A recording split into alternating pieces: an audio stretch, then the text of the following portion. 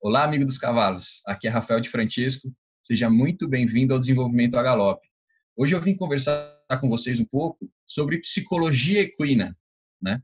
Esse é um material que eu preparei para apresentar para os alunos do curso de veterinária aqui da Univap, a Universidade do Paraíba, que fica aqui em São José dos Campos. E é um material, um assunto que eu considero bastante relevante, tem uma importância bem significativa para você que está começando agora no mundo do cavalo. Para você que está entrando nas aulinhas de equitação, ou para você que comprou um cavalo e quer aprender a se comunicar melhor, entender o comportamento equino, ou mesmo para você que é ecoterapeuta, trabalha com os cavalos, né? Tem uma rotina diária ou quase que diária aí de contato com esses animais e quer entender melhor um pouco como se comunicar, como condicionar um cavalo, como preparar o cavalo para a ecoterapia. Esse aqui é um material que eu garanto que vai ser bastante interessante para vocês. Então, para a gente começar a falar sobre psicologia equina, sobre comportamento equino, a gente vai abordar basicamente três assuntos, que são os sentidos, as matrizes do comportamento e a comunicação. E para falar sobre comportamento equino, para falar sobre psicologia equina, a gente precisa primeiramente entender o que é a psicologia, né?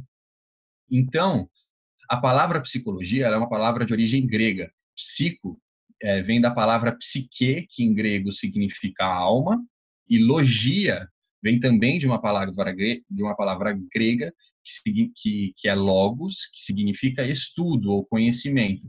Então, a psicologia seria o conhecimento ou a ciência da alma, tá? Com o decorrer do processo histórico, né, dos estudos das ciências humanas, essa palavra alma foi sendo gradativamente substituída pela palavra mente. Então, a psicologia virou a ciência da mente.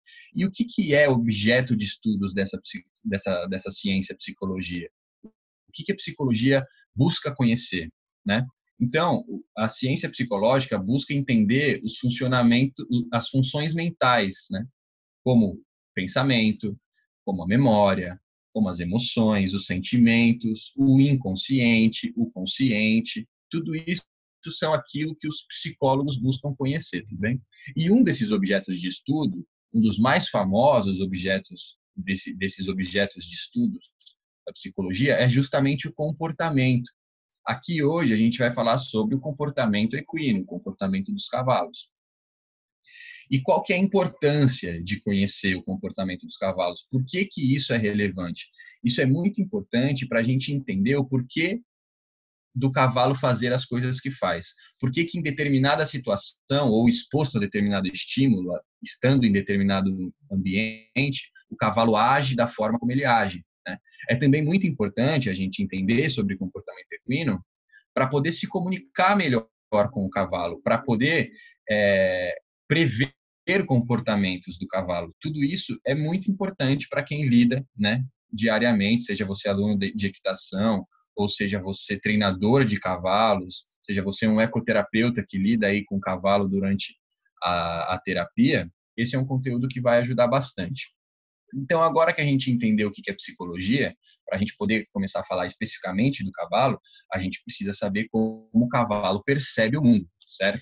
E como o cavalo percebe o mundo? Como o cavalo sente o mundo? Através dos sentidos, dos órgãos dos sentidos.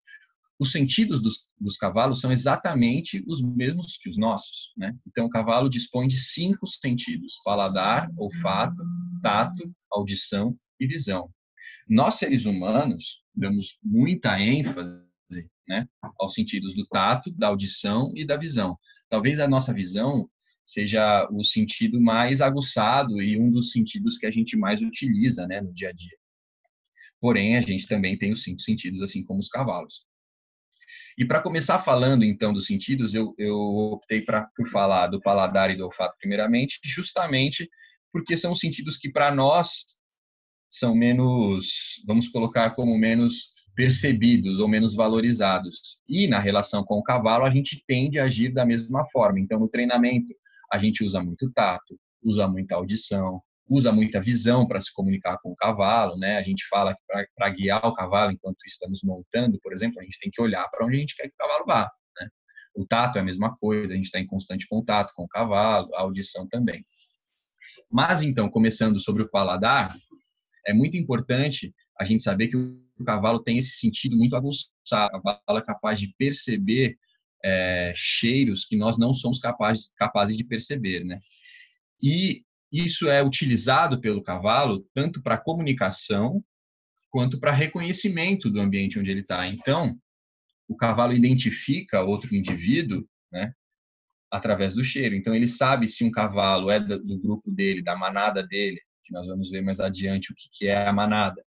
Ele reconhece se esse indivíduo é ou não, pertence ou não pertence a determinado grupo, também através do cheiro. Quantas vezes a gente não está chegando próximo ao nosso cavalo de relação mais íntima, né? E o cavalo relincha mesmo antes de ver a gente, porque ele sente o nosso cheiro. O cavalo sabe que a gente está chegando também através do olfato, tá? Então é muito interessante a gente aprender e entender que esse é um sentido relevante para o cavalo. O cavalo se comunica com outros cavalos, por exemplo, através do esterco, através do estrume, né? Então, na natureza, o cavalo selvagem, o garanhão, geralmente faz as pilhas de esterco, que são montes de esterco, né? Onde ele marca o território. Com esses montes de esterco, ele diz para um outro cavalo que pode querer se aproximar, um outro garanhão que pode querer se aproximar do bando, que aquele é o território dele.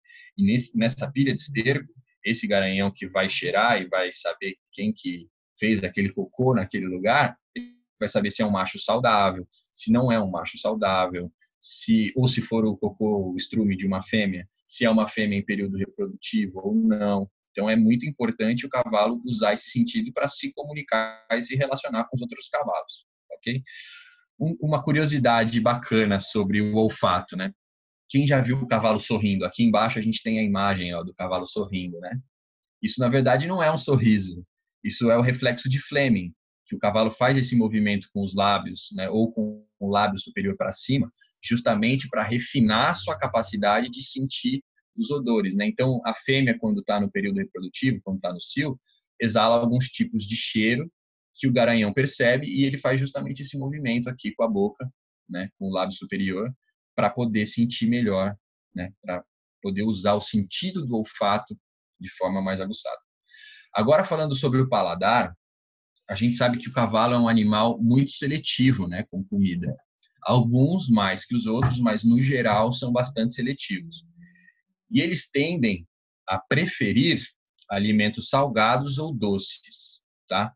Esse é um dos sentidos, como todos os outros, é um sentido, na verdade, de muita importância para o cavalo, principalmente para o cavalo selvagem. A gente entende que o cavalo estabulado, o cavalo da hípica, o cavalo do sítio, né? O cavalo do rancho, do aras, é um cavalo que come aquilo que a gente dá para ele, certo? Então, geralmente, o que esses cavalos comem? Comem o pasto dele, que é feito de grama própria para cavalo, ou ali o seu feno, a sua alfafa e, obviamente, a ração, né, o concentrado. Porém, o cavalo selvagem não dispõe de nós para alimentar ele, então ele tem que saber o que ele põe na boca. E na natureza, inserir um alimento, por exemplo, muito azedo ou um alimento muito amargo pode ser sinônimo de perigo, né? As plantas venenosas, por exemplo, comunicam que são venenosas através do paladar, né? Então o cavalo vai lá e coloca uma planta desgostosa na boca e sabe que aquilo possivelmente pode trazer um problema para ele, né? Pode ser que aquilo faça com que ele se sinta mal e eventualmente possa vir até morrer, dependendo do tipo de planta que ele está comendo. Isso é muito importante até também a gente pensar nos cavalos que ficam soltos, os cavalos que são criados a pasto, ou cavalos que são mesmo criados no piquete, né? O que é o piquete? É um espaço confinado também, né? É um espaço com pastagem que é um pouco menor do que um pasto, geralmente compartilhado, às vezes, se for muito pequeno, não compartilhado. É importante que a gente faça a varredura nesse piquete para saber quais são os tipos de pastagem que tem ali, quais são os tipos de plantas que tem ali. A gente vai ver mais adiante os comportamentos do cavalo, as matrizes do comportamento do cavalo, e um deles é que ele é um animal herbívoro, né? E ele precisa comer, e ele precisa comer muito, e possivelmente se tiver uma planta no piquete que ele não sabe se é venenosa ou não, ele pode botar para dentro e isso pode virar um problema. Então, o paladar também é um sentido muito importante para o cavalo. Agora nós vamos entrar nos três sentidos que para nós são os mais importantes, tá? para os seres humanos, principalmente na relação com o cavalo, né, que é o tato, a audição e a visão. Primeiramente, vamos falar sobre o tato. O órgão responsável por este sentido nos cavalos, assim como em nós, é a pele. Porém, ele não é o único órgão, ou vamos colocar como a única parte do corpo do cavalo que auxilia o cavalo a sentir as coisas através do tato, tá?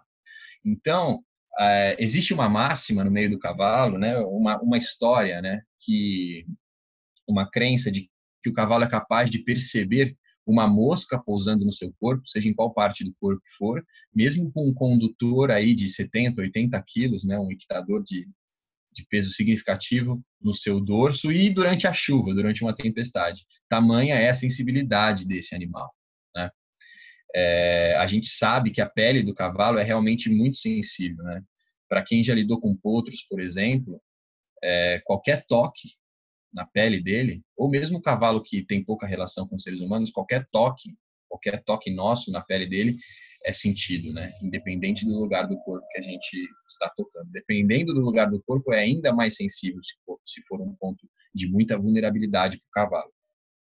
Então, o tato também desempenha um papel de muita importância, né? Tanto para a sobrevivência quanto para o treinamento.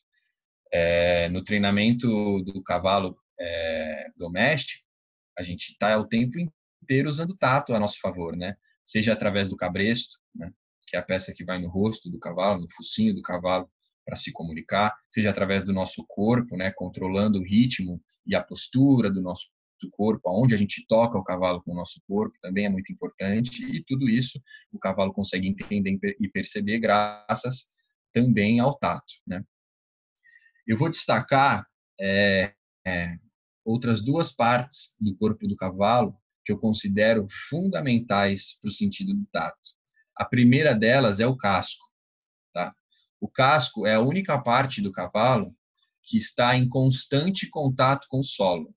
Então, tudo que se refere à comunicação do solo para o cavalo, todos os estímulos do solo para o cavalo são, na grande maioria das vezes, comunicadas através do tato.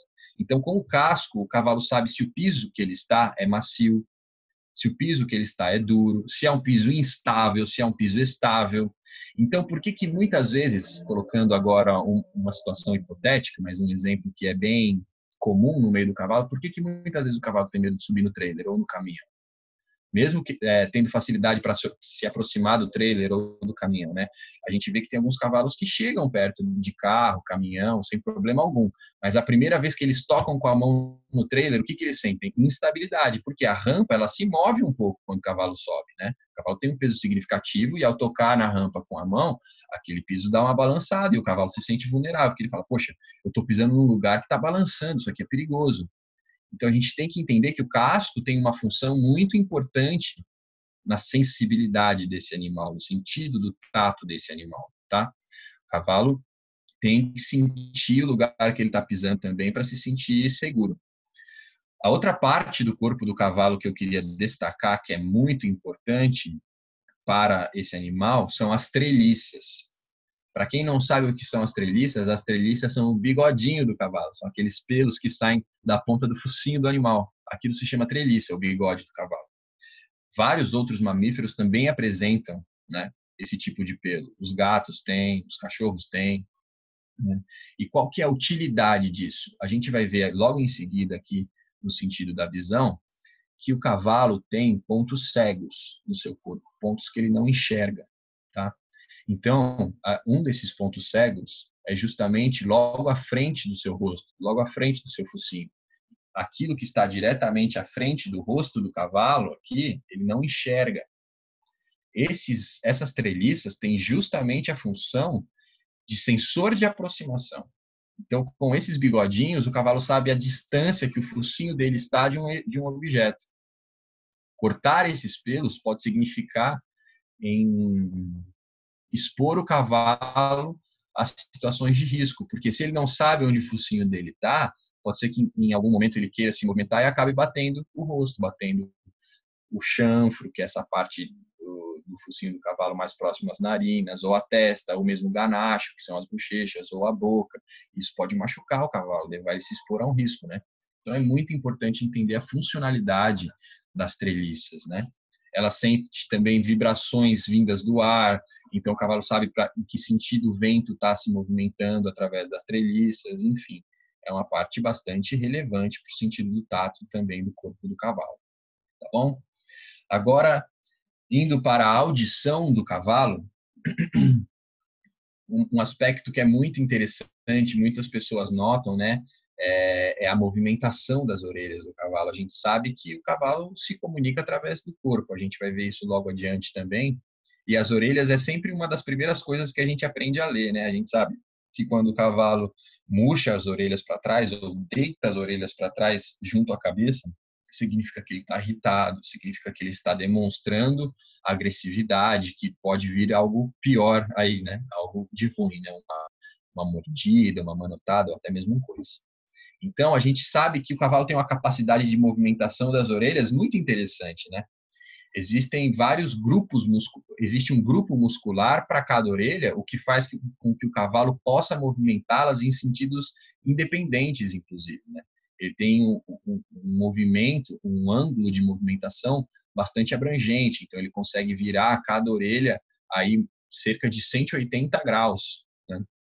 Isso é muito bacana, porque alguns estudos vêm dizendo que o cavalo é capaz de assimilar ou processar dois estímulos auditivos ao mesmo tempo. Diferentemente de nós, seres humanos, por exemplo, que processamos apenas um estímulo auditivo, a gente consegue ouvir tudo aquilo que nossa acuidade auditiva, ou nossa capacidade auditiva é capaz de escutar que está acontecendo à nossa volta. Mas só nos chega a consciência, nós só processamos um único estímulo auditivo. Então, enquanto eu estou aqui conversando com vocês, por exemplo, vocês estão ouvindo a minha voz e apenas a minha voz, mesmo que o seu ouvido seja capaz de escutar tudo aquilo ao seu redor. Então, pode ser que tenha passado aí uma moto na sua rua, ou que alguém tenha falado com você, mas você não escutou porque você está ouvindo apenas a minha voz. O cavalo não. O cavalo é capaz de processar dois estímulos auditivos ao mesmo tempo. Onde a gente percebe isso acontecendo, por exemplo? No redondel. Quem já trabalhou com o cavalo dentro do redondel, por exemplo, ou a guia, né, que a gente fala, circulando o cavalo na guia, segurando na ponta do cabresto e o cavalo rodando em volta de você, você percebe que ele está o tempo inteiro, se ele estiver com a atenção correta em você, você vai ver que a orelha interna, a orelha de dentro do círculo, aponta para você. Então, se o cavalo está circulando para a esquerda, a orelha esquerda dele está sempre apontada para você que está no ponto central do círculo, né, internamente ao círculo. Enquanto a outra orelha faz uma varredura do ambiente, ela está apontada externamente. Então, o cavalo está processando os estímulos sonoros que vêm de tudo que está à sua volta e processando também os estímulos sonoros daquilo que está conversando diretamente com ele, que somos nós que estamos trabalhando o cavalo no circo. Tudo bem? Então, esse é um órgão fundamental para a gente conseguir se comunicar com o cavalo, né? Quantos comandos vocais a gente usa com o cavalo, né? Quantos comandos vocais será que o cavalo é capaz de aprender, né? A gente usa o beijinho, a gente usa o clique, a gente usa o ou o alto para parar o cavalo, a gente usa o assobio para chamar o cavalo, né? Então, tem vários comandos vocais aí que o cavalo escuta vindo de nós. Outro aspecto muito interessante da audição dos cavalos é que eles escutam frequências sonoras diferentes de nós. Enquanto os seres humanos ouvem entre 20 Hz e 20 kHz, o cavalo escuta entre 60 Hz e 33 kHz, ou seja, as frequências mais baixas, mais graves, né, aquelas frequências baixas que a gente escuta, o cavalo não é capaz de escutar. Então, as coisas mais graves que a gente escuta, o cavalo não escuta. Por outro lado, as frequências mais altas, mais agudas que a gente escuta, aqueles sonzinhos fininhos, né, que irritam bastante, esses sons mais agudos que a gente escuta, o cavalo é capaz de ir além e ouvir mais agudo ainda, né? Então, o cavalo escuta coisas que nós não escutamos, ou ouve coisas, né, que nós não ouvimos. Isso é muito importante a gente entender para trabalhar com o cavalo. para se comunicar com o cavalo, para entender o porquê que o cavalo reage da forma que reage, muitas vezes, porque ele está ouvindo coisas que a gente não está. Então hoje a gente sabe que o cavalo é capaz de ouvir os nossos batimentos cardíacos com muita facilidade. Nós também somos capazes de ouvir nossos batimentos cardíacos, nossa respiração, mas a gente demanda uma atenção significativa para ouvir isso. O cavalo não, isso é muito intuitivo para ele, isso é muito fácil para ele. Então, muitas vezes a gente está comunicando coisas para o cavalo que a gente nem sabe que está comunicando através de estímulos sonoros e o cavalo está devolvendo isso para a gente o tempo inteiro, né? A gente sempre fala que o cavalo é um animal muito sincero. Na verdade, os animais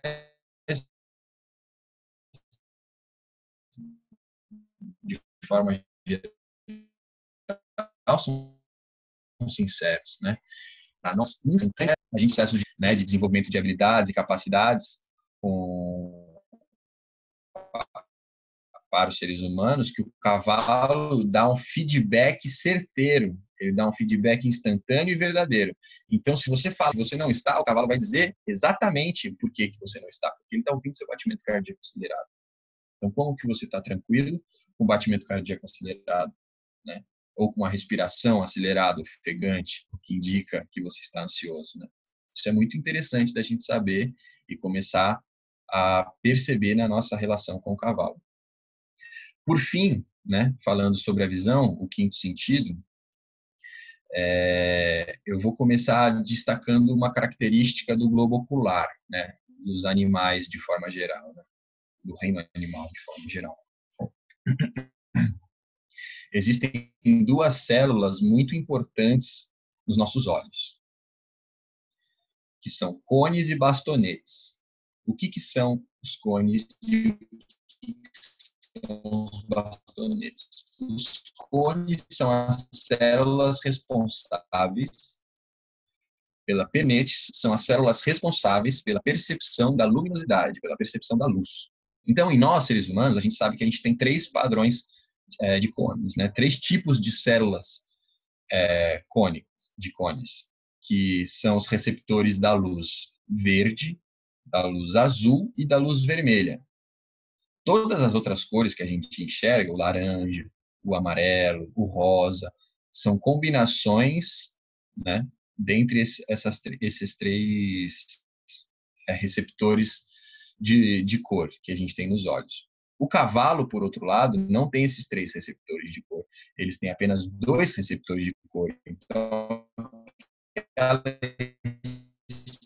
história de que o cavalo enxerga em preto e branco, de cores menor do que o nosso, porque ele tem os receptores verde e vermelho. Ele não tem o receptor azul, desculpe.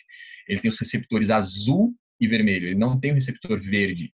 Então, o cavalo não enxerga o mesmo número de cores que nós somos capazes de enxergar, tá? Por outro lado, o número de bastonetes nos cavalos é muito superior ao dos seres humanos. E no que isso implica? Isso implica em uma visão muito mais adaptada a lugares escuros, ou seja, a visão noturna do cavalo é muito melhor do que a nossa. Com baixa luminosidade, o cavalo é capaz de enxergar muito melhor do que os seres humanos.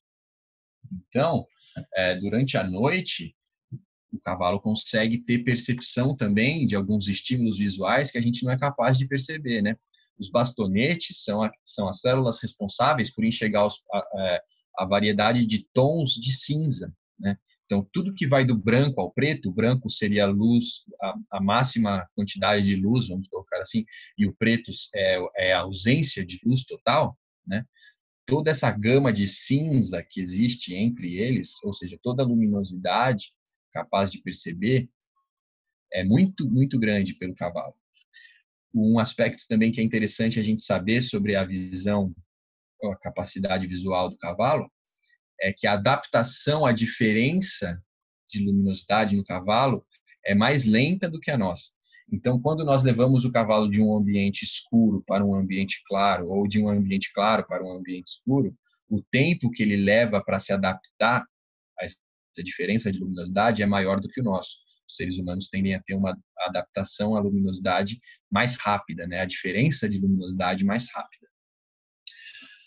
Falado isso, eu vou destacar um aspecto que é fundamental para a gente saber lidar com os cavalos, que é a questão da anatomia dos olhos, ou melhor, o lugar onde os olhos estão colocados no corpo do cavalo.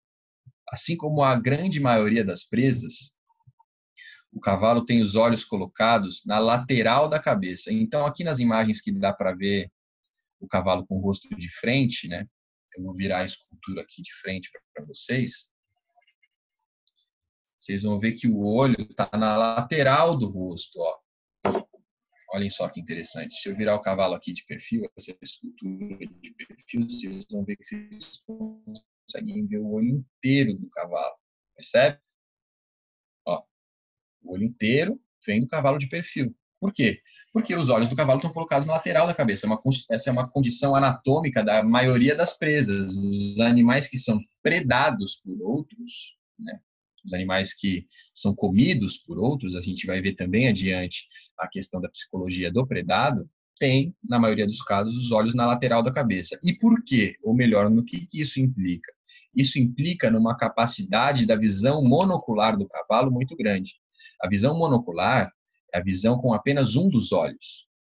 Então, com apenas um dos olhos, o cavalo é capaz de fazer uma varredura muito grande, um escaneamento, uma leitura visual do ambiente à sua volta muito grande. Né? Com os olhos aqui na lateral, ele tem um ângulo de visão muito amplo. A gente fala que o cavalo tem mais ou menos com cada olho 100 graus de visão. Né? Então, vejam bem, com os dois olhos, o cavalo vê 200 graus daquilo que está à sua volta. Isso sem contar aquilo que ele vê com a visão bifocal, com a visão dos dois olhos. Né? Aí você ainda aumenta esse grau de visibilidade. Isso é muito importante porque o cavalo tem que estar atento o tempo inteiro àquilo que acontece ao seu redor, justamente por ser comida de outros animais. Né? Então, se ele não percebe o predador se aproximando, se ele não percebe que o predador está logo aqui atrás ou na lateral dele, a probabilidade dele sobreviver na natureza é muito menor. Né? E isso é muito importante para a gente saber lidar e se comunicar e treinar um cavalo. Por quê? Porque se o cavalo tem os olhos na lateral da cabeça, gente, significa que aquilo que está à sua frente é muito difícil de ser percebido também, principalmente aquilo que está muito próximo ao seu rosto. Né? Então, quando a gente estava conversando ali sobre o tato e eu falei sobre as treliças, eu já adiantei que o cavalo tem um ponto cego na frente do rosto. Né?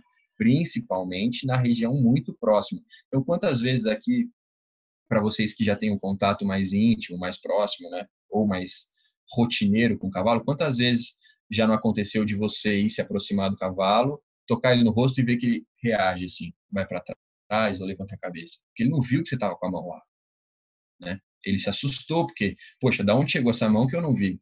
Porque você possivelmente se aproximou com a mão pela frente, levantou e tocou no rosto do cavalo e falou, pô, isso aqui não estava aqui, né? Então é muito interessante a gente saber que devido à sua constituição anatômica, os cavalos têm pontos cegos. E aonde estão esses pontos cegos, além deste que eu acabei de comentar, logo à frente do rosto do cavalo, né? Aqui, nesta parte que vai da testa até o focinho, a uma distância de mais ou menos 20 centímetros, né? Onde estão os outros pontos cegos?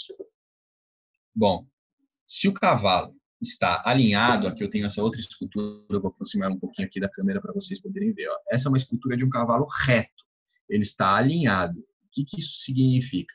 Significa que existe uma reta ou uma linha, né, que passa exatamente no meio da cabeça, percorre toda a coluna vertebral do cavalo, né, todas as costas do cavalo e vai até a ponta da cauda.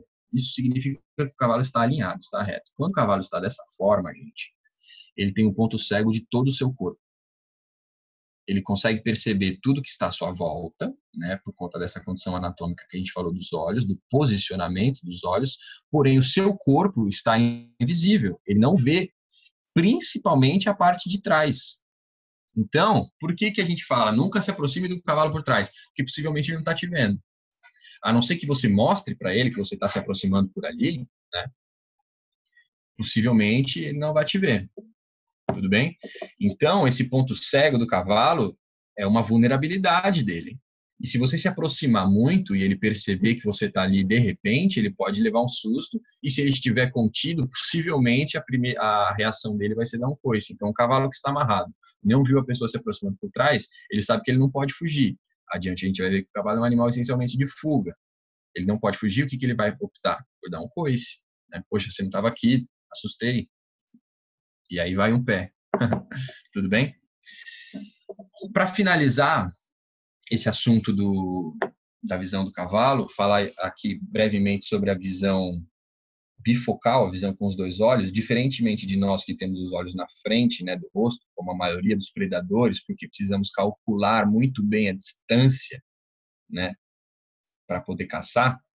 Os cavalos têm os olhos na lateral, portanto, a visão bifocal dele, a visão focal dele, se dá mais distante do que a nossa. Então, nós focalizamos os objetos a mais ou menos entre 20 e 40 centímetros, não é? O cavalo não. O cavalo só vai focalizar os objetos a partir de 1 metro, entre 1 metro e 1,60 m, a depender da capacidade visual e da anatomia do cavalo. Então, isso é muito importante a gente saber para que quando nós nos colocarmos à frente do cavalo, a gente se coloque a uma distância considerável, uma distância confortável para ele enxergar a gente com os dois olhos. Tá certo? Então, fica aí o questionamento. E o tal do sexto sentido, né? Agora que a gente conversou sobre tudo isso, fica muito fácil entender o famoso sexto sentido do cavalo, né? Quantas vezes a gente não fala, poxa, o cavalo tem uma capacidade de sentir a gente, de perceber a gente, que é muito interessante, parece que ele tem um sexto sentido, parece que ele lê a nossa mente, lê as nossas emoções, e verdadeiramente é isso, né? O que é esse sexto sentido? É simplesmente uma capacidade muito diferente da nossa de perceber esse ambiente ao seu redor, de perceber nós, seres humanos, né? Enquanto nós temos uma capacidade intelectual muito desenvolvida, é, alguns outros predadores e também, principalmente os primatas, têm uma capacidade cognitiva muito desenvolvida, né? Somos animais pensantes, nós pensamos. A estrutura do sistema nervoso principal do cavalo, mesmo que muito desenvolvido, não é o córtex, né? Não é o cérebro cortical, como é em nós, como é nos outros primatas. A principal estrutura do sistema nervoso do cavalo, do sistema nervoso central do cavalo, é o sistema límbico, né? Que é o sistema responsável pelo que nós chamamos de emoção. Então, isso significa dizer que o cavalo é um animal essencialmente de sentimento e não de pensamento. O cavalo prefere sentir do que pensar. Por isso que é muito importante a gente sempre lembrar do que o Tom Dorrance fala. Tom Dorrance, para quem não sabe, é o grande nome do horsemanship moderno, principalmente do horsemanship western, né, da escola de equitação western. É o homem que trouxe esse conceito de horsemanship moderno, sem violência e pensando como o cavalo pensa, né? Que alguns chamam de natural horsemanship, ou horsemanship natural, relação natural homem-cavalo. Ele fala, o cavalo precisa de conforto mental, emocional e físico. Conforto mental, emocional e físico. O cavalo não quer ficar pensando, ele quer se sentir bem. É só isso que o cavalo quer, ficar de boas. Tudo bem? Falado isso, gente, então vamos adiante agora a falar sobre comportamento. O que é comportamento? Né? Para entender a etologia, comportamento é o estudo das ações e reações de um sistema, né? Ou melhor dizendo, né? É sempre a ação ou reação de um sistema na interação com o ambiente ao seu redor, né? Ou a resposta a um estímulo. Então, nós temos uma situação que propõe estímulos, promove estímulos para um determinado sistema. No caso, o sistema que nós estamos conversando é o cavalo, que é um sistema vivo, é um ser vivo. Esse ambiente promove estímulos e o cavalo apresenta uma reação, uma resposta, um comportamento com relação a esses estímulos. E por que isso é importante a gente estudar? Justamente para prevenir comportamentos, para saber como interpretar corretamente o porquê o cavalo está fazendo o que está fazendo, né? É importante também para a gente saber como tirar o melhor do nosso cavalo, como ter uma boa relação com o nosso cavalo, né? como pedir as coisas para o cavalo da forma correta, de uma forma que faça sentido para o cavalo. Lembra que a gente falou que o cavalo é um animal de sentido, de sentimento? Então, as coisas têm que fazer sentido para o cavalo, senão ele não vai fazer, ou vai ter muita dificuldade para fazer. Tá bom? Falado isso, vamos então entender agora sim as matrizes do comportamento equino, tá? Então, o cavalo está dentro do reino animal e ele é um mamífero. Ele é um herbívoro. Ele é também uma presa e ele é um animal de rebanho. Falando rapidamente sobre os mamíferos, por que é interessante a gente saber que o cavalo é um mamífero? Porque ele apresenta comportamentos compartilhados com os outros mamíferos. Nós somos mamíferos, os cachorros são mamíferos, nós temos aí os elefantes, né? O rato, a capivara, enfim, o morcego, né? Que, se eu não me engano, é o único mamífero que voa. Todos esses são animais que compartilham de características em comum, de comportamentos em comum. Então, a gente tem que entender que o cavalo, assim como nós, e a grande maioria dos mamíferos, é placentário, ou seja, ele foi gerado dentro da barriga da mamãe, né? A mamãe, no caso do cavalo, é a égua, né? Então, o potro tem o seu desenvolvimento muito significativo e um período muito longo e muito importante dentro da barriga da égua. Isso é muito importante a gente saber. Outra característica também dos mamíferos é uma grande dependência da figura da mãe, né? No caso do cavalo, da égua. Então, o potro nasce, e assim como nós somos dependentes da nossa mãe por muito tempo para sobreviver, o cavalo também é dependente da égua durante um bom tempo para sobreviver, né? Os cavalos domésticos, a gente tem o costume de desmamar entre o quinto mês e, no máximo, o sétimo, estourando o oitavo mês, né? Mas na natureza, a gente sabe que o potro pode ficar junto da mãe por muito mais tempo do que isso.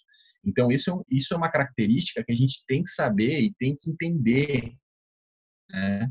Por quê? Porque o cavalo aprende com a mãe, o potro aprende com a mãe. Tem comportamentos que não são inatos. O mamar é um comportamento compartilhado entre os mamíferos que é inato. O cavalo sabe que o potro já nasce sabendo que ele precisa ir lá fazer a sucção na teta da mãe, né?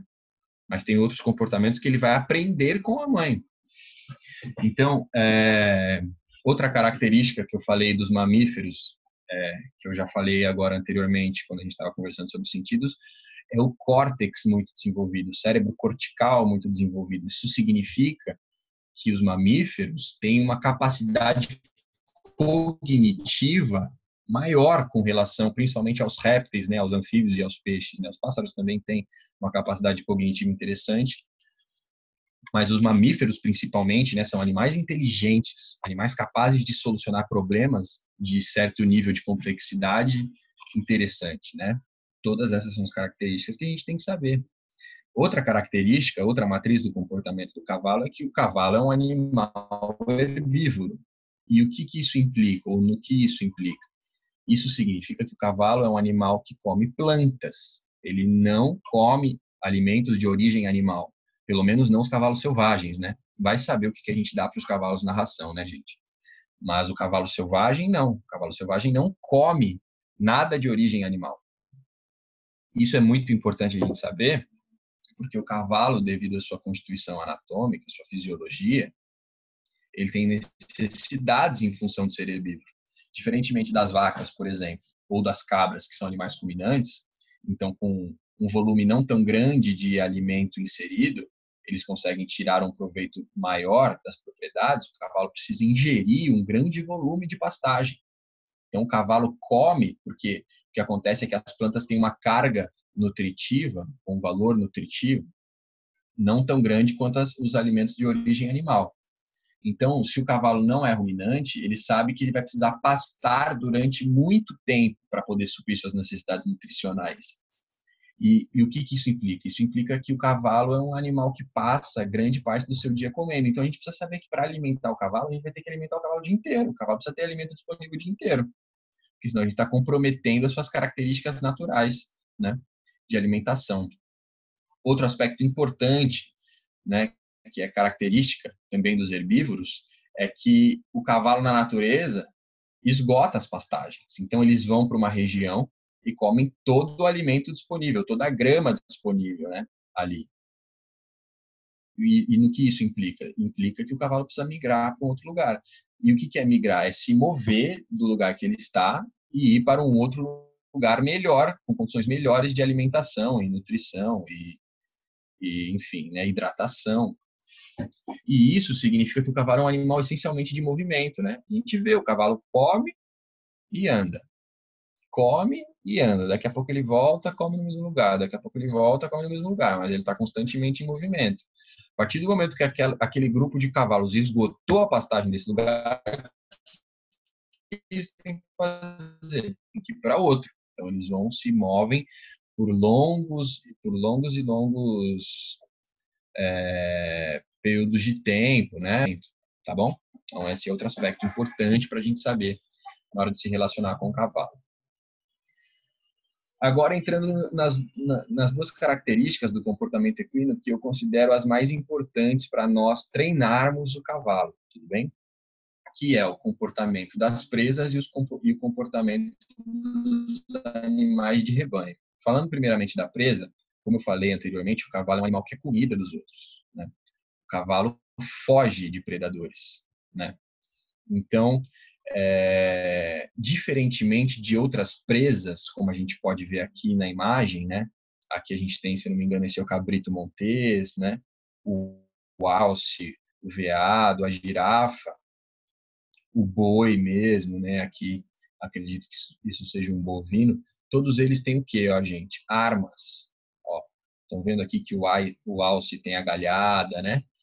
O cervo também, o bode tem o chifre, o touro tem o chifre, né? Isso significa que eles têm alguma coisa muito útil para se defender. O cavalo não tem armas. Isso implica num comportamento muito importante para a sobrevivência, que é o comportamento de fuga.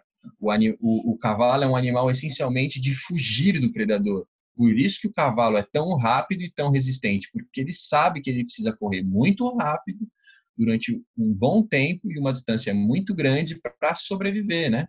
A única ferramenta que o cavalo tem de sobrevivência são as patas, não é? Então, o cavalo se movimentar é algo que a gente tem que entender que é fundamental no processo de treinamento e educação dos cavalos, né? Quando a gente está educando um potro, a gente sabe que se a gente restringir os movimentos das patas, a gente vai estar causando um sério problema de aprendizagem, né? As éguas, ou a égua alfa, que daqui a pouco a gente vai ver um pouco mais sobre a, a dinâmica grupal dos cavalos, na matriz seguinte, a matriz de rebanho, a gente sabe que a égua alfa condiciona os potros, né? Se é que existe essa figura alfa, hoje se questiona isso, a gente também vai ver. Mas a égua mais velha, ou a mãe também, né? A mãe do potro, educa ele movendo as patas. Então, a partir do momento que o cavalo faz uma coisa errada, ou invade um espaço que não era para ele ter invadido, ou tem um comportamento que não era para ele ter tido, o cavalo superior a ele o pune, fazendo com que ele movimente as suas patas.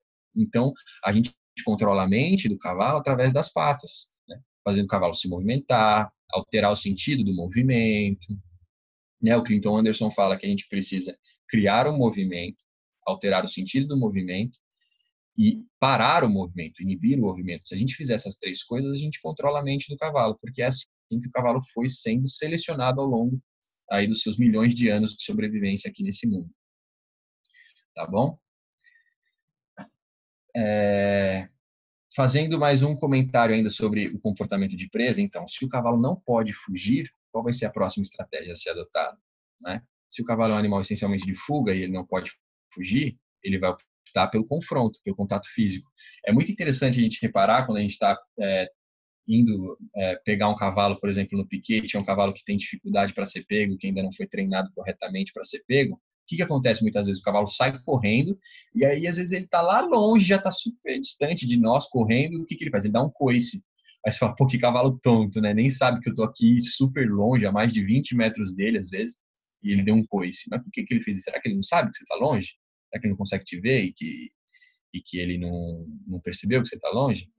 Ele faz isso porque isso é um comportamento de dissuasão. Ele está te mostrando, ó, chega perto para você ver do que eu sou capaz. né? Ou me proíbe tente me impedir de movimentar para você ver o que eu sou capaz. Ó, vai aí um coice como demonstrativo. É por isso que eles fazem isso. E aí, se caso quando o predador consegue chegar no cavalo, ou quando nós impedimos que o cavalo se movimente, o que eles fazem? Aí eles optam pelo confronto, né? Então a gente vê o cavalo dando coice, a gente vê o cavalo dando uma notada, que é o golpe com os membros anteriores, né? Com as mãos, ou mordendo, porque é um comportamento que é a forma que ele sabe para poder se defender dos estímulos aversivos que lhe trazem vulnerabilidade, tá bom? Um aspecto que eu queria retomar sobre a visão, como que o cavalo soluciona o problema dos pontos cegos, né? Inclinando levemente a cabeça para o lado. Então, se ele vira o pescoço aqui um pouquinho para a direita, um pouquinho para a esquerda, ele já consegue perceber o seu próprio corpo, né? Se ele virar para o lado direito, esse olho direito dele vai conseguir ver todo o seu corpo. Então, ele sabe que você está ali atrás. Por isso que sempre que você for se aproximar de um cavalo, sempre, principalmente, né, dos cavalos que você não conheça, se você não conhece o cavalo, por favor, não se aproxime. Mas caso você precise se aproximar de um cavalo que você não conheça, se aproxime pela lateral, que ali você tem certeza de que ele vai estar te vendo, né? Preste atenção no que o cavalo está te comunicando. Se você está passando atrás de um cavalo, veja se ele está te vendo. Como que você sabe se ele está te vendo? Se ele tiver com a cabeça levemente inclinada e uma das orelhas apontadas para você, possivelmente ele já te viu. E aí, se for um cavalo que você sabe que é manso, provavelmente não vai te dar um coice. Mas sempre prefira se aproximar de um cavalo, não por trás, nunca por trás. Evite se aproximar pela frente, de preferência sempre pela lateral, tá bom? Para a gente finalizar aqui a, as matrizes do comportamento, a gente vai falar sobre as características do animal de rebanho. Assim como nós, ou assim como os cachorros também, e outros mamíferos, né, e outros animais também, o cavalo é um animal de rebanho, o que significa que o cavalo é um animal de grupo, um animal grupal, um animal que vive em sociedade, né? Isso é muito importante para a gente saber que privar o cavalo do contato social é sinônimo de problema. Privar o cavalo também de se movimentar é sinônimo de problema, né? Por quê? Porque isso está no gene do cavalo. Se relacionar está dentro das características herdadas na espécie equina. Então, a gente sabe que o cavalo vive em bando, né? O bando do cavalo a gente chama de manada. Então, o animal cresce, se desenvolve na natureza e possivelmente morre em um grupo. E aí a gente vai e fecha o cavalo na baia todos os dias, tira para trabalhar e volta o cavalo para a baia, não vê um outro cavalo, não interage com outro cavalo. E aí depois a gente se questiona por que o cavalo fica doente ou por que ele desenvolve estereotipias, né? Estereotipias são os comportamentos indesejados, os comportamentos que nós não queremos que os cavalos tenham, como a dança do urso, quem já o cavalo na baia, se movimentando de um lado para o outro, essa é a dança do urso, ou a aerofagia, que é engolir ar, que promova o convívio social dos seus cavalos com os outros cavalos. É muito importante, com outras espécies também, mas principalmente com outros cavalos. É na relação com o outro que o cavalo aprende a se comportar, que o cavalo aprende a se comunicar. A gente sabe que o cavalo que cresce isolado de outros cavalos, ou o potro que é retirado, é desmamado e não tem a oportunidade de se desenvolver também nessa vida jovem junto de outros cavalos, de outros potros, é um cavalo que vai ter dificuldade na aprendizagem, porque ele ainda não desenvolveu muito bem a sua capacidade de ler a linguagem corporal do outro, né? Então, falando sobre agora algumas características importantes sobre as manadas, se esse está sendo um conteúdo que você tem achado relevante, por favor, se inscreva no canal. Por favor, deixe seu like também e faça os seus comentários, suas pontuações. Mas é muito importante que a gente saiba o que vocês estão achando desse conteúdo. Para a gente finalizar a característica de rebanho, dos animais agrupados, a gente vai falar um pouco sobre as teorias da dinâmica grupal dos cavalos, sobre a teoria das manadas. Hoje existem duas teorias muito fortes que a gente tem sobre como funciona, como é a dinâmica nas manadas. Uma é mais antiga e mais aceita também, né? É a teoria clássica hierárquica piramidal, e a outra é a teoria moderna de liderança situacional. Primeiro eu vou falar da teoria clássica. hierárquica. Então, segundo essa teoria, o grupo de cavalos é composto por duas figuras centrais e principais, e o resto nós chamamos de prole. Então, as duas figuras centrais e principais seriam fêmea alfa e macho alfa. Esses dois indivíduos desempenham papéis de liderança, né, e de dominância perante todos os outros indivíduos do grupo. Tudo bem? A prole seria constituída pelos potros, independente da idade que tem os potros, e as outras éguas do grupo. Né? A gente sabe que existem potros que ficam, cavalos que ficam no grupo até idades mais avançadas, que já atingiram a maturidade sexual, mas ainda não foram expulsos do grupo, né? Não foram afastados. Aqui a gente vai ver pela fêmea alfa. Então, falando primeiramente do papel do macho alfa. A gente vai ver que a fêmea alfa, na verdade, é a grande líder do grupo, e por isso eu vou falar primeiramente do macho alfa. Qual que é o papel do macho alfa no grupo? É basicamente, óbvio que eles têm outros aspectos importantes, mas o essencial são duas características do comportamento do macho alfa, que é reprodução e proteção. Então, o cavalo garanhão do grupo, responsável pela manutenção da espécie, né, também da reprodução, ele vai ser responsável por reproduzir com as éguas em período fértil e a promover a segurança. Então, um possível cavalo que venha de fora e queira reivindicar o grupo para si, pode expor a tropa, né, a manada, a uma vulnerabilidade. Então, é papel do garanhão do grupo protegê-los desse cavalo. É também papel do garanhão do grupo proteger a manada contra um possível predador. Então, a depender do predador, às vezes o cavalo não vai querer fugir. Ele vai justamente optar pelo confronto, e é o garanhão quem vai desempenhar esse papel. Então, o papel do garanhão seria basicamente esse. E é interessante a gente pensar que dentro da prole existem as outras éguas que não são a égua alfa. Porém, é justamente a égua alfa que diz se essas éguas, mesmo estando em período fértil, poderão reproduzir-se com o garanhão, né, com o macho alfa. Então, a fêmea alfa, sim, gente, tem um papel de realmente liderança dentro do grupo. É a fêmea que diz quem fica no bando, quem não fica no bando. Ela é a grande responsável por educar a prole, inclusive educar o próprio garanhão, não é?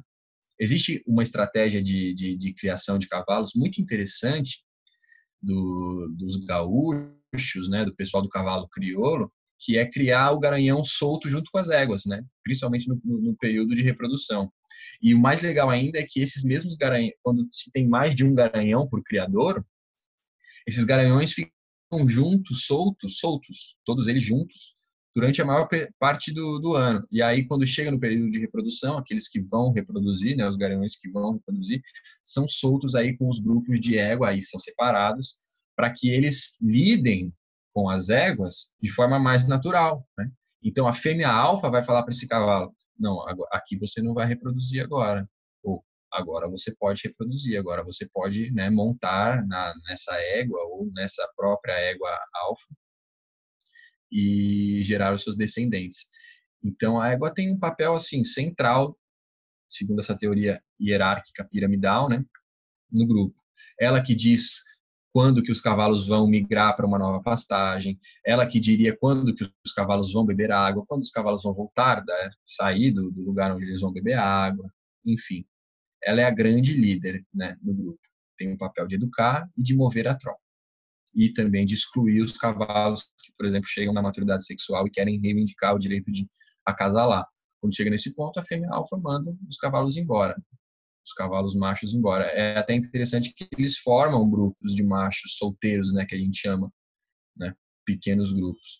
Uma característica importante da gente salientar e desmistificar é que a manada de cavalo tem, no máximo, em casos raríssimos, 12 indivíduos. No máximo, muito raro.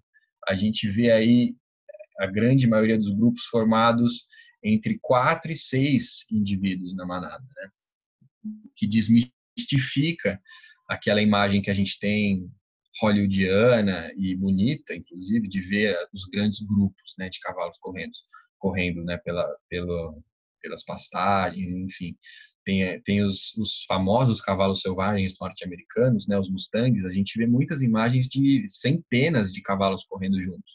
O que acontece ali é que, possivelmente, na maioria dos casos, eles foram confinados pelos seres humanos para estarem no mesmo ambiente e, eventualmente, correrem, né, e produzirem essas imagens bonitas e impactantes.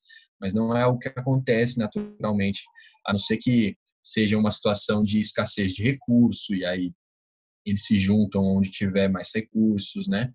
Ou água, ou comida, enfim. Mas, no geral, as manadas não passam de 12 indivíduos. Tudo bem? Agora, falando da teoria mais moderna, que é a teoria de liderança situacional, e que é muito interessante a gente percebê-la, é que não existem as figuras alfas nos grupos, nas manadas. O que existe, na verdade, é a liderança situacional. Como eu disse anteriormente, o cavalo é um animal de movimento, essencialmente de movimento. E o que tem se percebido é que no grupo, o grupo de cavalos funciona como um sistema unificado. Então, eles sabem que a sobrevivência do indivíduo, a sua sobrevivência individual, está muito dependente ou muito relacionada à coesão do grupo, ao engajamento do grupo. Então, o indivíduo que inicia o movimento, independente da hierarquia dele dentro do grupo, o indivíduo que inicia o movimento tende a ser seguido por todos os outros indivíduos. Então, eu vou ilustrar para vocês. Suponhamos que tenha um grupo de cavalos pastando, né? Eles estão lá comendo. De repente, um indivíduo levanta e sai andando em direção à fonte de água.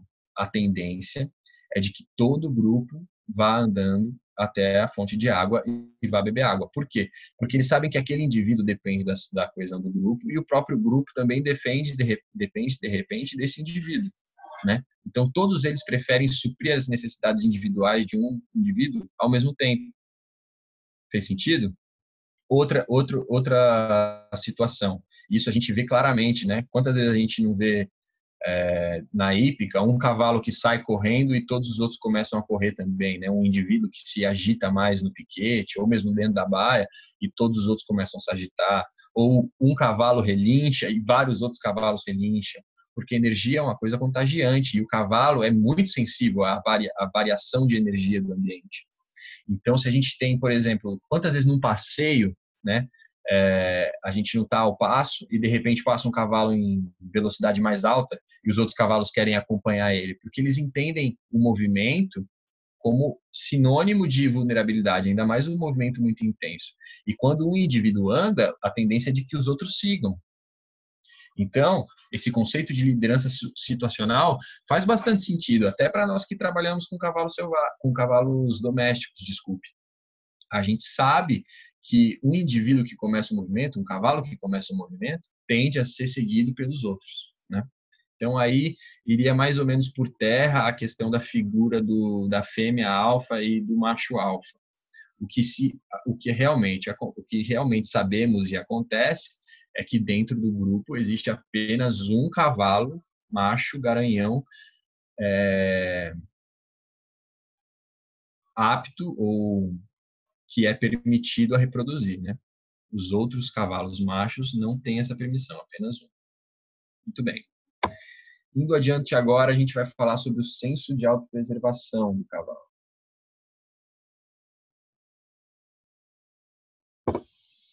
O que é o senso de autopreservação? Que no cavalo é tão aguçado. É aquilo que nós, seres humanos, interpretamos como sendo medo, né? A gente fala, e isso é verdade, segundo a nossa visão de mundo, a visão humana do mundo, né? A ótica humana de perceber a realidade, a gente fala que o cavalo é um animal que sente medo, e ele realmente sente. Por que o cavalo tem tanto medo? Porque o medo é a ferramenta que ele encontrou ao longo desses milhões de anos, aí mais de 40 milhões de anos, se não me engano, 65 milhões de anos de sobrevivência, para ser bem sucedido na natureza. Então, o cavalo precisa sentir medo de tudo aquilo que ele desconhece, porque se ele não se sentir vulnerável ao se expor a um estímulo desconhecido, ele vai estar correndo um risco, né? O senso de autopreservação no cavalo é muito aguçado, é muito importante e é muito nítido, né? A gente vai trabalhar com os potros, por exemplo, ou às vezes com cavalos que têm um perfil mais assustado, que a gente chama de assombrado, né? O cavalo mais assombrado, ele tende a reagir a muitas coisas com medo, né? E quer fugir dos objetos, justamente porque esse senso de autopreservação é muito importante para a sobrevivência dessa espécie, né? Lembramos que eles não têm armas, então eles precisam fugir. Os cavalos precisam encontrar formas de estar longe de tudo aquilo que lhes geram, que lhes gera esse sentimento de vulnerabilidade, tudo bem? E cabe a nós, seres humanos que trabalhamos com cavalos, respeitar esse senso de autopreservação e não só respeitar, mas utilizá-lo a nosso favor. Então, como que a gente pode induzir o cavalo a sair dessa posição de se sentir extremamente ameaçado, né? Também a gente volta à questão de movimentação das patas. Então, o cavalo, ao mesmo tempo que ele é um animal de fuga e um animal essencialmente de movimento, ele também é um animal que não quer gastar energia à toa. Ele é um animal que sabe que por que ele não quer gastar, porque ele sabe que a qualquer momento ele vai precisar dessa energia, ele vai precisar sair correndo em alta velocidade. Então, toda vez que a gente apresenta um estímulo que o cavalo entende como aversivo ou perigoso, a gente tem que dar a liberdade dele se movimentar e saber que a partir do momento que ele aceitar esse estímulo, que não é para ele sentir medo, a gente tem que fazer com que ele entenda que é algo positivo. Então a gente retira o estímulo.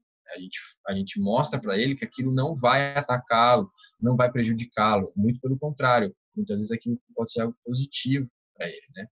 Nós mesmos podemos ser esse estímulo do cavalo, né? Às vezes a gente se aproxima do cavalo, o cavalo quer sair correndo. Cabe a nós mostrar para eles que esse senso de autopreservação não precisa ser despertado, pelo menos não com tanta intensidade, na nossa presença. Tudo bem? Agora falando sobre a dinâmica diária, eu vou falar especificamente sobre os cavalos estabulados. Eu dividi essa dinâmica em necessidades básicas, necessidades individuais e necessidades sociais, tá? As necessidades básicas e as necessidades sociais, elas se misturam o tempo inteiro justamente por essa constituição da espécie do cavalo, né, das matrizes do comportamento. Quais seriam as necessidades básicas, então? São muito parecidas com a nossa, né, gente? Assim como os cavalos, a gente também precisa comer, a gente precisa beber, né?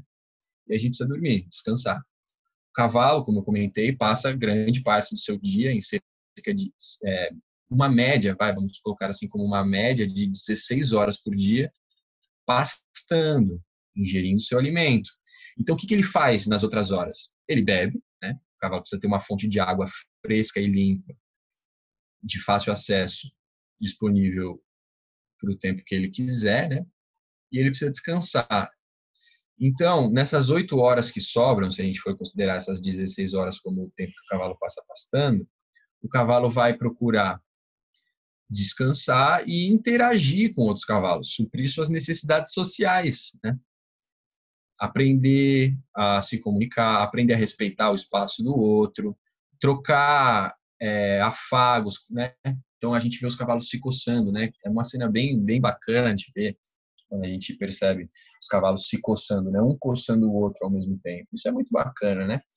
Isso é um comportamento social, é uma necessidade do cavalo. O cavalo, agora falando especificamente sobre a necessidade básica do sono, o cavalo descansa mais ou menos 4 horas não necessariamente por noite, né, mas por sono, né, por descanso. E assim como nós, eles têm o ciclo do sono REM, né, uma sequência de sono. REM significa Rapid Eye Motion, né, que são movimentos rápidos dos olhos. Então o cavalo tem o sono pré-sono REM e o sono REM.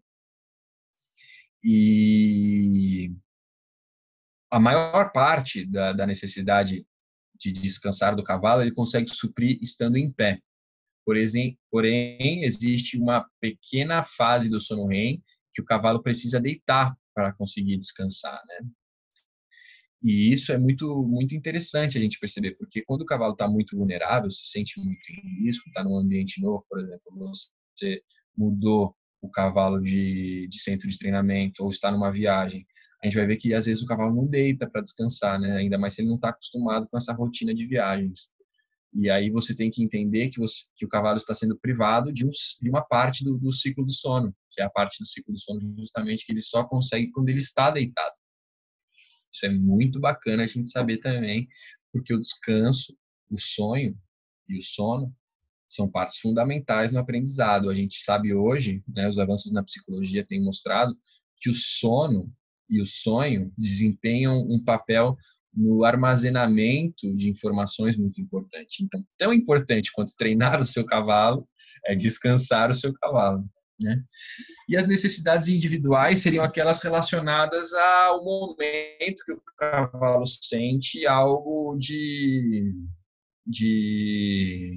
que não é relacionado necessariamente à sua sobrevivência, né? Então, a necessidade de movimentação, né, é muito importante, pode gerar, inclusive, problemas, privar o cavalo de se movimentar, a necessidade de se coçar também, a necessidade de se espreguiçar, de se espojar, né, que é o ato de rolar, né, deitar e dar uma roladinha para um lado e para o outro. Tudo isso é muito, muito importante para o cavalo. De interagir com os outros cavalos, aprender com outros cavalos, né? Tudo isso é muito importante para o bom desenvolvimento. Agora, entrando na parte da comunicação, como então nós seres humanos, devemos entender que a gente se comunica com o cavalo, visto tudo isso que a gente viu até aqui? O cavalo lê o nosso corpo, o cavalo lê a nossa energia, a energia do ambiente. Nós, seres humanos, compomos o meio ambiente do cavalo. Então, a forma como a gente se apresenta no cavalo, a forma como a gente usa o nosso corpo, é muito importante para o cavalo. Como eu disse anteriormente, uma coisa é a gente falar que está calmo, não é? Outra coisa é a gente montar no cavalo, apertar as pernas, segurar a rédea com todas as forças, agarrar o pito da sela, se tiver pito na sela, né? E falar, tô tranquilo, eu tô tranquilo. Você não tá tranquilo. O cavalo sabe que você não está tranquilo. E se for um cavalo que é mais reativo a esse tipo de instabilidade emocional do ser humano, né? Ele vai te dar um feedback e possivelmente vai ser um feedback que vai ser um pouco desagradável, né? Porque se você é a pessoa supostamente que supostamente deve guiá-lo com convicção, né, deve liderá-lo com confiança, como que você pode estar se sentindo vulnerável? Ele vai ouvir seu batimento cardíaco e vai falar, pô, meu amigo, sinto muito, se você está com medo, eu que sou um animal essencialmente de medo, né, que depende do medo para sobreviver, eu vou rapar daqui, vou dar o fora daqui, sair correndo, né? Então são nesses momentos que a gente tem que ter muita consciência do nosso corpo, né, para poder ter uma boa relação com os animais. Tudo bem? Então, a forma como nos movemos, a intensidade com que a gente usa a nossa voz, né? Quando a gente faz contato visual, quando a gente não faz contato visual, né? A energia que colocamos no nosso movimento, então nos movimentamos com mais energia ou com menos energia, de forma mais calma, tudo isso é o que o cavalo entende. É dessa forma que o cavalo se comunica. E o mesmo vale para nós, né? Entendemos o que o cavalo tá nos dizendo. Então, como eu falei lá quando eu estava falando sobre a audição, né, o movimento das orelhas, esse é só um aspecto. Mas, na verdade, o cavalo comunica muito mais com outras partes do corpo, com outras partes do corpo, ou melhor, o cavalo se comunica com o corpo em totalidade, né? Então, existem sinais de tranquilidade, existem sinais de ansiedade, existem sinais de medo. Né? O cavalo com o pescoço muito erguido, muito alto, né? Com as duas orelhas voltadas para frente, assim, os olhos arregalados, significa que ele está ansioso, que ele está muito atento, que ele está esperando algo de importante, né, acontecer. Agora, um cavalo balançando muito a cauda também, né? A mão cavando, um sinal de ansiedade. Agora, um cavalo que repousa em pé, um cavalo que abaixa a linha da cabeça e do pescoço, um cavalo que dá aquele suspiro clássico, né, que faz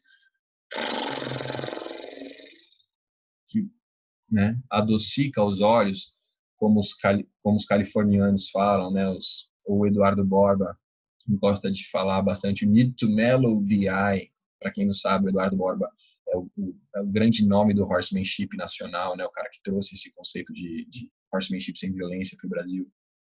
Ele fala, you need to mellow the eye, né? Você precisa adocicar os olhos, deixar aquele olhar semi-cerrado, tranquilo, a cabeça baixa, né?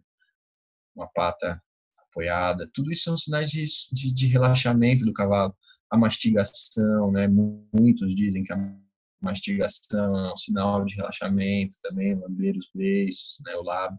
Então, tudo isso a gente tem que saber ler no cavalo, tá?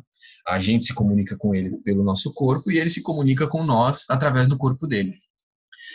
Eu coloquei aqui esse aspecto de energia porque na verdade, a energia que colocamos no nosso corpo e a energia que o cavalo coloca no corpo dele, né?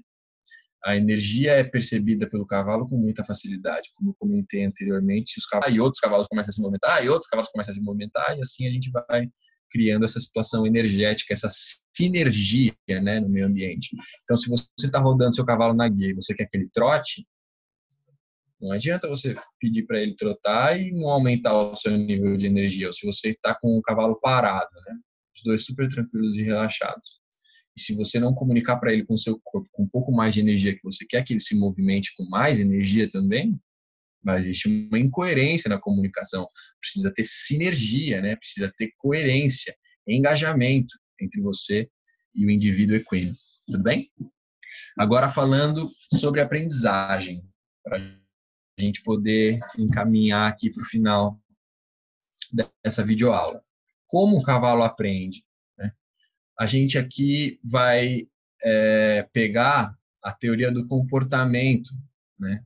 Ou a base behaviorista da psicologia. O cavalo aprende da carga afetiva, né? Das experiências que ele passa. Então, o que são os traumas no cavalo, na verdade? Os traumas, muitas vezes, são situações que aconteceram uma vez só na vida do cavalo, mas ele é capaz de fazer a relação com novas situações similares e se comportar da mesma forma que ele se comportou da primeira vez, que gerou sucesso, né, para a sobrevivência dele. Então, vamos supor aqui, vou dar um exemplo de trauma para vocês entenderem como a memorização no cavalo também acontece a partir da emoção, da carga afetiva da situação vivida, né? O trauma é uma memória fóbica em função de um momento vivido no passado. É uma resposta fóbica em função de uma memória também fóbica, né? Uma memória de muita vulnerabilidade. Então, um exemplo seria, poxa, coloquei a sela a primeira vez no meu cavalo, né? Não apertei direito, vamos colocar assim, vamos colocar uma situação bem catastrófica, né? Joguei a sela em cima do cavalo, aí não apertei direito, botei ele para correr, ele já saiu corcoviando, e aí eu fui lá e fiquei desesperado, já acabei balançando o chicote mais ainda, ele ficou mais desesperado ainda, boleou, caiu para trás, a sela soltou, ele deu um coice na sela. E aí saiu correndo, e encerrei a sessão por aí também, fiquei com medo, né? E larguei o cavalo desse jeito. O que se criou no cavalo? Um trauma. Por quê? Porque agora, a partir de possivelmente a partir do momento que ele vê a cela, ele já vai, opa, cela não. Cela não, porque da última vez eu só me livrei da cela depois que eu corcoviei, boleei, a cela soltou, eu dei um coice e aí sim eu me livrei. Ó que memória horrível, né? Ó que carga afetiva, que carga emocional negativa, né? Na vida do cavalo. Então, o processo de aprendizagem também se dá a partir da emoção. Isso vale para nós também. A partir da emoção que a gente atrela ao conteúdo aprendido. No caso aqui do exemplo, o conteúdo era aceitar a cela, né? Acabou que não deu certo.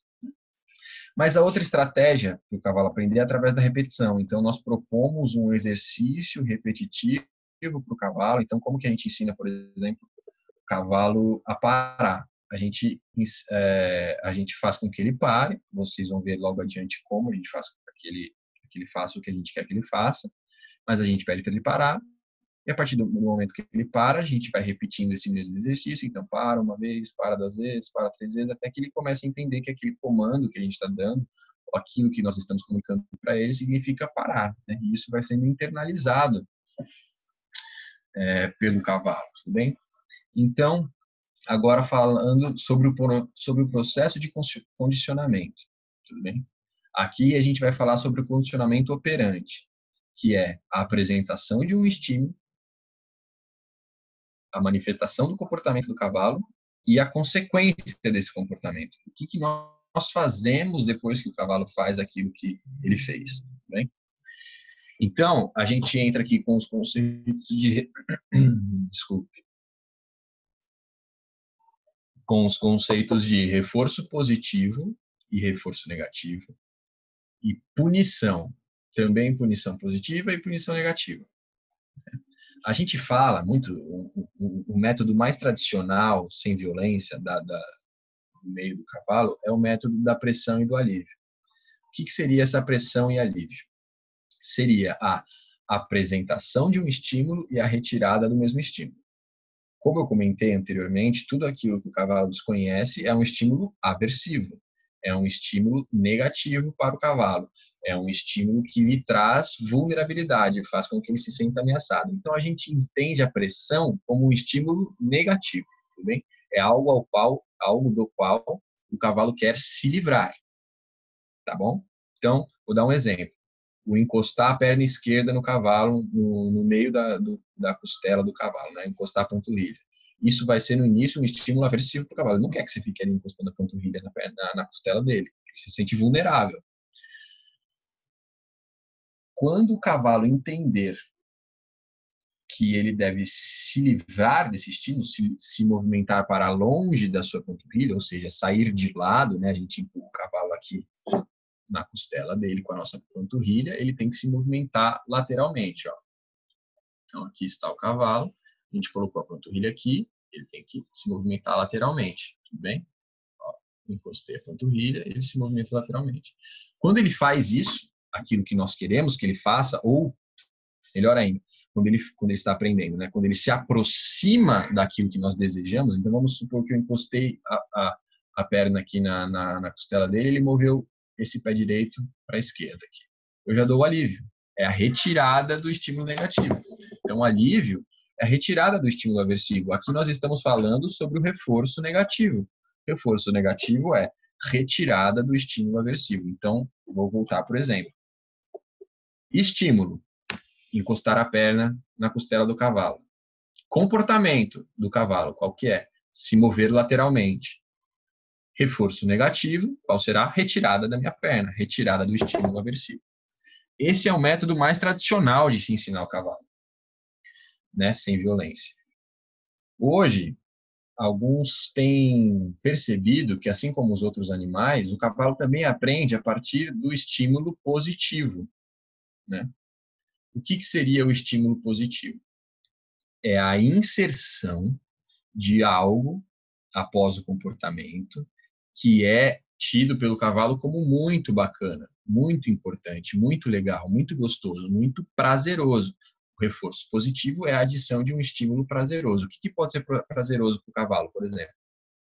Uma fatiazinha de cenoura ou um treat, que a gente fala, né? Uma comida específica para o cavalo. Então, você está ensinando o cavalo a tirar uma das patas do solo. Você vai lá e toca a pata do cavalo. Ele não faz nada. Aí você vai lá e toca de novo, toca de novo. Até que chega uma hora que ele fala, pô, o que esse cara tá tocando tanto a minha perna? Aí ele vai lá e experimenta, né? E tira a pata do chão. Aqui no caso, a mão do chão, né? Ele vai lá e levanta a mão do chão. A hora que ele levanta, você vai lá e dá uma cenourinha para ele. Isso é um reforço positivo. A cenoura é um reforço positivo. Outro reforço positivo, o carinho, né? A gente sabe que o cavalo não é necessariamente um animal de muito contato, né? Diferente dos cachorros, por exemplo, que buscam o tempo inteiro carinho, carinho, carinho. Os cavalos, a grande maioria, não é essencialmente um animal de contato, mas ele pode aprender a gostar do contato, pode aprender a gostar do afago. Então, muitas vezes, a gente vai condicionando o cavalo a gostar disso, e a partir do momento que ele faz aquilo que a gente espera que ele faça, a gente vai lá e ó, dá uma alisada no pescoço dele, faz um carinho na garupa, que é um ponto que eles gostam, aqui na cernelha, tudo bem? Tudo isso são reforços positivos. Agora falando sobre a punição. Então, o reforço a gente usa quando o cavalo apresenta reforço positivo ou negativo, tá? A gente usa quando o cavalo apresenta comportamentos desejáveis ou próximos aos desejáveis. Agora vamos falar sobre a punição. Obviamente, ninguém vai falar para você bater no cavalo, pelo menos aqui, não no meu canal, tudo bem? Então, como que a gente pune um cavalo? Como que a gente mostra para o cavalo que ele fez algo que nós não gostaríamos que ele fizesse. Essa punição se dá através da movimentação das patas. Lembrem-se que o cavalo não quer gastar energia à toa. Então, a partir do momento, isso a gente vai conversar bastante, espero que vocês deixem suas dúvidas aqui, façam seus comentários, mas a partir do momento que o cavalo nos aceita, né, estar perto, interagir com ele, a partir do momento que ele entende que ele pode confiar em nós, e a partir do momento que nós começamos a construir uma relação de liderança com relação ao cavalo, né, ou seja, a confiança já é tão grande que o cavalo passa a aceitar os nossos contatos, os nossos estímulos, né, ele também passa a ficar mais preguiçoso, porque ele não vai mais querer fugir à toa de nós, né? Muito pelo contrário, ele vai querer estar próximo a nós, porque ele sabe que é seguro. Então, quando o cavalo faz algo que não desejamos, a punição positiva, no caso, para o cavalo, ou seja, a adição de um estímulo indesejado para o cavalo, vai ser qual? Mover as patas. Então, vamos supor que você está lá fazendo um carinho no cavalo. De repente, ele vem dar uma beliscada com a boca em você. O que você faz? Você vai dar um tapa na boca dele? Você não vai dar um tapa na boca dele, até porque isso só vai estar gerando um problema maior. A tendência é cada vez mais ele ficar dessensibilizado ao seu tapa e aí pensar, bom, eu mordo, mas aquele tapa já não está significando tanto. Aí você vai ter que dar um tapa mais forte. Aí daqui a pouco esse tapa mais forte também não vai estar significando tanto. Aí você vai ter que dar um tapa mais forte. Daqui a pouco isso também não vai significar nada. Daqui a pouco você vai estar espancando o seu cavalo e isso não vai significar nada para ele, porque ele vai falar, bom, vem de soco que eu vou de dente, eu vou de casco, eu vou de mão, eu vou de pé. Quem vai ganhar essa briga na força? Quem que você imagina que vai ganhar a briga na força? Você ou um animal de 450 quilos, 500 quilos? Né? Então, a punição para o cavalo é essencialmente mover as patas. Então, o cavalo foi lá e te mordeu, faz ele recuar 20 metros para trás, né? Recuar, andar para trás, andar de ré, faz ele recuar 20 metros para trás, com bastante energia, bastante intensidade, faz ele dar várias voltas no círculo toda vez que ele levantar o pé para te dar um coice, né? Tudo bem? É dessa forma que a gente pune positivamente. Por que positivamente, gente? Prestem atenção. Positivo é a adição do estímulo. Então, lembra que no reforço positivo, o reforço positivo, quando o cavalo faz algo que nós esperamos, a gente adiciona algo que ele goste, como a cenoura, por exemplo. Na punição positiva, a gente adiciona algo que o cavalo não quer fazer, que é justamente gastar energia à toa. Então, ele foi lá e mordeu, a gente faz ele circular com bastante velocidade no galope à nossa volta. Tudo bem? A gente move as patas do cavalo. Para finalizar, o que seria a punição negativa? A punição negativa é a retirada de um estímulo que o cavalo considera como bacana, como interessante. Então, a gente pede algo para o cavalo fazer. Ele não fez. Ao invés da gente dar o reforço, caso ele tivesse feito corretamente, a gente vai não dar nada. A gente não dá a cenoura. Então, vamos supor, o cavalo está lá mordendo a sua manta. Se você não quer mais que ele morda a sua manta, tira a manta da frente dele. Pronto, você retirou o estímulo positivo. Ele possivelmente estava gostando ali do salzinho da manta. Ou então o cavalo estava tá mordendo uma madeira específica aí da baia, do coxo, do amarrador, se você amarra seu cavalo a madeira do amarrador, por exemplo. Ele está lá mordendo. O que você faz? Passa um fiozinho de pimenta ali, vamos ver se ele vai morder de novo. Por que ele não vai morder? Porque agora você retirou o estímulo positivo, que era aquela sensação gostosa dele de morder a madeira, e ainda adicionou um estímulo negativo, que é a sensação da pimenta na boca. Né? Ele vai ficar, nossa, toda vez que eu encosto minha boca aqui, eu fico com essa ardência na boca. Tudo bem? Então, gente, é dessa forma que o cavalo aprende, e é dessa forma que nós condicionamos o cavalo, tudo bem? Eu espero verdadeiramente que esse tenha sido um conteúdo de relevância para você. Eu espero que você que está iniciando aí no meio do cavalo, pense sobre tudo isso, pense se isso é útil para o seu dia a dia com o cavalo também. Você que tem um cavalo e gosta de interagir com ele, lembrando que a relação com o cavalo se dá muito mais no chão do que montado, então percebam o que o seu cavalo está comunicando para você a partir de tudo isso que a gente conversou. Se você gostou desse conteúdo, por favor, deixe seu joinha, né? Deixe sua curtida, fale-nos o que você gostou, deem sugestão de assunto. Sugestões são sempre muito bacanas porque ajudam a gente a criar um norte das necessidades de vocês, né?